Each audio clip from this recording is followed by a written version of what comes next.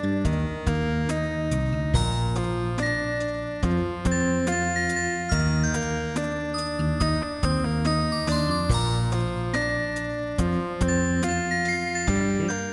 আজকে নতুন অধ্যায় শুরু করব, সেটা হচ্ছে কি দ্বিপদী বিস্তৃতি। আমরা আজকে দ্বিপদী বিস্তৃতির ইন্ট্রোডাক্টরি আলোচনা করব। তাহলে দেখো, আমরা শুরু করতে যাচ্ছি দ্বিপদী বিস্তৃতি। আসলে দ্বিপদী বিস্তৃতি কি জিনিস, আমরা শুরুতে এটা জেনে রাখি। দ্বিপদী মানে হচ্ছে কি দুইটা পদ। দ্বিপদী শব্দটাকে যদি আমরা ভাঙি তাহলে আমরা কি পাবো? দ্বি মানে হচ্ছে দুই, পদী মানে হচ্ছে কি পদ। মানে দ্বিপদী বিস্তৃতি মানে হচ্ছে দুইটা পদের বিস্তৃতি। তাহলে দেখো, দুইটা পদের বিস্তৃতি কিরকম। মনে করো আমাদের দুই পদ বিশিষ্ট আমাদের বীজগাণিতিক রাশি কিরকম হতে পারে, যেমন a প্লাস বি। এটা একটা আমাদের কি দুই পদ বিশিষ্ট রাশি। আবার আমি যদি বলি এরকম যে a plus B to the power n, এখানে দেখো a plus B to the power n এটাও আমাদের একটা কি দ্বিপদী রাশি। কারণ দেখো এখানে আমাদের a একটা পদ, b একটা পদ, দুইটা পদ আছে, তার মানে এটা হচ্ছে দ্বিপদী রাশি। আবার এখানে দেখো a একটা পদ, b একটা পদ, এখানেও আমাদের কি দুইটা পদ আছে। সুতরাং এগুলো হচ্ছে আমাদের কি দ্বিপদ, দুই পদ বিশিষ্ট রাশি। অর্থাৎ আমাদের যে রাশির দুইটা পদ থাকে তাকে বলা হয় কি দ্বিপদী রাশি।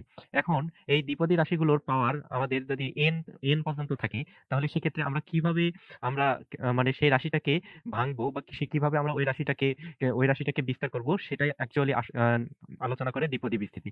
যেমন মনে করো, ধরো তোমরা কি জানো, তোমরা জানো যে a plus B whole square equal to, তোমরা এটা ডিরেক্ট সূত্র জানো যে a square plus 2ab plus হচ্ছে কি b স্কোয়ার, এটা তোমরা জানো। আবার তোমরা আরেকটা সূত্র জানো কি, যে a plus B whole cube equal to হচ্ছে কি a cube plus 3a square বি প্লাস 3ab স্কোয়ার প্লাস হচ্ছে কি b কিউ। তাহলে দেখো, এখানে আমাদের যখন a স্কোয়ার হলো তখন আমরা এই এই রাশিটা সমান সমান এইটা লিখতে পারতেছি। আবার যখন আমাদের এখানে কিউ হলো তখন আমরা a plus B whole cube equal to আমরা এইটা লিখতে পারতেছি। এভাবে আমরা বিস্তার করতে পারতেছি।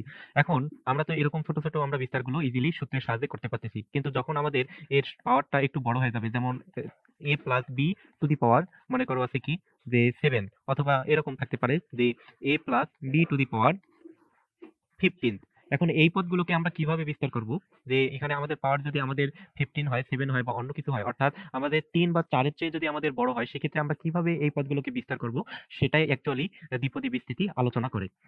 এখন দেখো, তোমরা এখানে বলতে পারো যে a plus B to the power 15, এটাকে আমরা কিভাবে বিস্তার করতে পারি, যে আমরা এভাবে লিখতে পারি যে a প্লাস বি ইন্টু